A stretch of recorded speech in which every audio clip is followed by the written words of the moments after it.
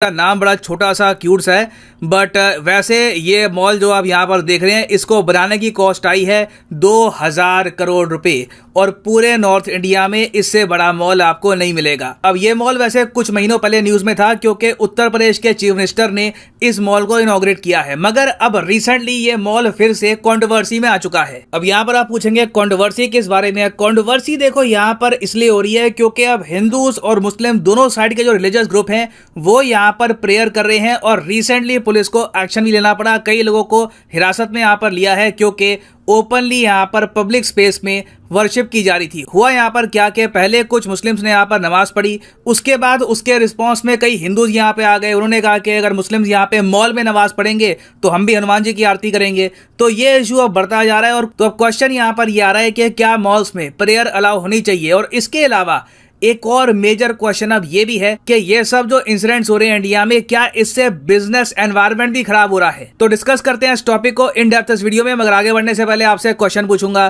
Question यहाँ पर ये है कि global gender gap report recently news में है, भारत की इसमें बहुत ज्यादा खराब रैंक आई है।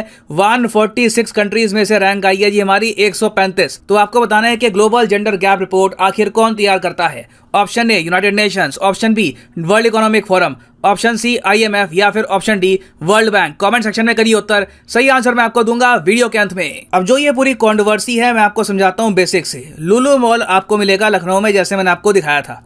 अब क्या है कि बीच में लुलु मॉल से कुछ वीडियो सामने आई जो सोशल मीडिया में काफी वायरल हो गई। वहां पर देखा गया कि कुछ लोग थे वो लुलु मॉल में नमाज पढ़ रहे थे। अब इसके रिस्पांस में सोशल मीडिया में कई जगह लोगों ने ट्रेंड किया एक हैशटैग बॉयकॉट लुलु मॉल। और फिर हमने देखा कि जो राइट विंग हिंदू ग्रुप्स है ये इस मॉल में पहुंच गए। इन्होंने कहा कि अगर यहाँ पर ओपनली आप प्रेयर करने देते हो, अगर नमाज यहाँ पर पढ़ी जाती है तो हम यहाँ पर हनुमान जी की आरती करेंगे। अब उसके बाद देखा कि पुलिस यहाँ पर आ गई, 4 लोगों को अरेस्ट किया गया। और सिंस मॉल को लेकर कंट्रोवर्सी यहाँ पर बढ़ती जा रही थी, बाकी रिलीजियस ग्रुप्स भी कह रहे थे कि जी अब हम भी यहाँ पे आके कुछ अपनी प्रेयर करेंगे। मॉल को ना इन दी एंड तंग आके ये साइन लगाना पड़ा कि no religious prayers will be permitted in the mall. ये पूरे उत्तर भारत का सबसे बड़ा मॉल है, 2000 करोड़ की राशि में ये बना है। और अब इस मॉल में हर जगह आप देखोगे कि ये साइन लगा हुआ है कि कोई भी यहाँ पर प्रेयर नहीं करेगा। ये मॉल की पॉलिसी है कि किसी भी टाइप की प्रेयर हम अलाउ नहीं करेंगे। अब उम्मीद यहाँ पर यह है कि कंट्रोवर्सी यहीं पर निपट जाए और यहाँ पर कंट्रोवर्सी ना बढ़े। मगर क्वेश्चन अब यहाँ पर यह भी रेज हो रहा है कि क्या ऐसे इंसिडेंट्स इंडिया में जो बिजनेस एनवायरनमेंट है इनको रुइन कर रहे हैं। क्योंकि देखो लुलु मॉल जो है ना ये बनाया है लुलु ग्रुप ने। Lulu group actually United Arab Emirates based एक बहुत ही बड़ा ग्रुप है। आपने इस ग्रुप का नाम सुना होगा, आपको लग रहा होगा सुना है इसके बारे में, कहीं रिसेंटली न्यूज में था ना ये।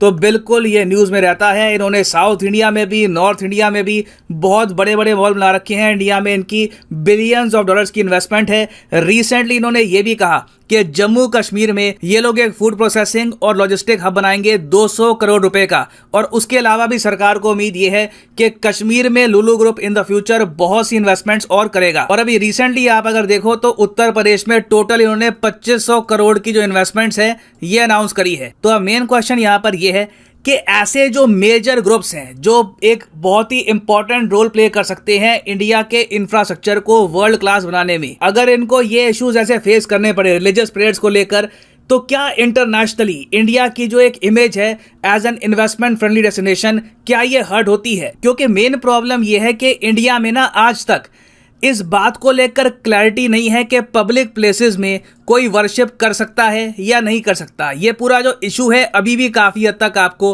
अनसेटल्ड मिलेगा। अब पहली बात तो यहाँ पे आप ये पूछोगे वेट, एक मॉल, क्या एक मॉल हम कह सकते हैं कि एक पब्लिक प्लेस या पब्लिक स्पेस है।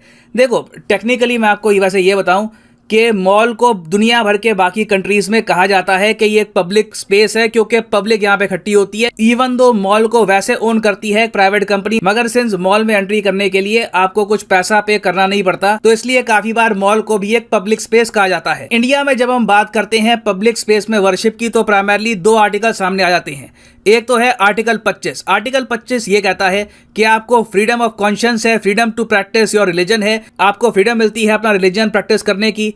हाँ, यहां पर मगर आपको ध्यान रखना पड़ेगा कि पब्लिक ऑर्डर वगैरह ये सब आप मेंटेन करके रखें। फिर आर्टिकल 25 एंटाइटल करता है रिलीजियस डिनोमिनेशंस को कि वो मैनेज कर सकते हैं अपने खुद के affairs in the matter of religion. तो ज्यादातर लोग यहाँ पर तर्क ये उठाते हैं कि सिंस सुप्रीम कोर्ट ने आज तक ओपनली रिलीजियस प्रेयर्स के बारे में कोई डायरेक्टली बात कही नहीं है, उसके अलावा हमारा जो संविधान है वो भी हमको आज़ादी देता है अपना रिलीजन प्रॉपरली फॉलो करने की। तो पब्लिक स्पेस में अगर कोई प्रेयर करता भी है और किसी और को तकलीफ नहीं हो रही, किसी के रास्ते में कुछ रुकावट नहीं बन रही, तो प्रॉब्लम क्या है? तो कहीं ना कहीं देखिए, हमको इवेंचुअली ना इस क्वेश्चन का एक आंसर निकालना होगा कि पब्लिक स्पेस में क्या हम इंडिया में प्रेयर्स अलाउ करेंगे या नहीं करेंगे। और ये जो क्वेश्चन है सिर्फ नमाज का नहीं है। 2018 में सुप्रीम कोर्ट में एक क्वेश्चन उठा कि रामलीला, माता की चौकी, ये भी काफ़ी बार ओपन पब्लिक स्पेस में होती है। तो यहाँ पर हम क्या करेंगे? बाकी और जो रिलीजन्स हैं उनके भी काफ़ी बार जो फंक्शंस हैं ये ओपन स्पेस में होते हैं। तो कहीं ना कहीं देखो, हमको मॉल्स, एयरपोर्ट, रेलवे स्टेशन, ऐसी जो जगह हैं इनसे रिलेटेड एक प्रॉपर लॉ बनाना होगा कि क्या यहाँ पे हम प्रेयर अलाउ करेंगे, अगर अलाउ की जाती है तो किन कंडीशंस में अलाउ होगी। इसमें क्लैरिटी पाना बहुत ही इंपॉर्टेंट है। और यहाँ पर यह अज्यूम मत कर लेना कि ये सिर्फ इंडिया का इशू है, ये यूएस में भी एक इशू है।